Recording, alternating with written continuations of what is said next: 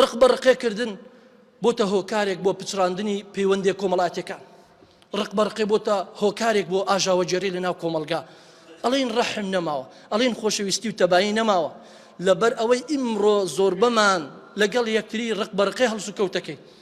مالعلم پێغەمبەر صلی الله عليه وسلم عیلاجێکی داناوە کەڵێ صل من قطعك واعف عن من ظلمك واعطي عن من حرمك واعطي من حرمك. يعني ئەڵێ ئەوەی نایە بۆ لا تۆ بڕۆ بۆلای، ئەوەی ناداتێت تۆ بی بدەرێ، ئەوەی زوڵمی لێت کرد لێی خۆش بە ئەوە لە ناو ئێمە نەماوە. ئیمڕۆ سوڕ ئەزانێ هەنێ شت ئەەکەی تۆ ناحەقی، بەڵام ڕق بە ڕقێکی وەڵی بۆ بەرامبەرەکەم وای کرد من ژواکەم. ئەمە صفاتی مسلمان نییە، ئەمە بالنەتیجە زاڵم و مەزلوم هەردووشیان زەرەرەکەن، ئەمە بالنەتیجە خاوەن حەق و زاڵمەکەش هەردووشیان هەر زەرەرەکەن. براکان نشانەکەی ئەوەیە فەرموو خۆشەویستی زۆر کەم بۆ لە بین کۆمەلگادا.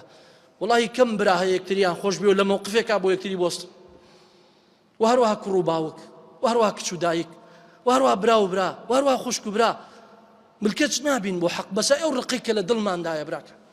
بەڵام دەستخۆشی و براوەیی و پیرۆز بێ لەو مسلمانەی کە دوورە لە ڕقەوە، ئەوەی باتەوە براکان.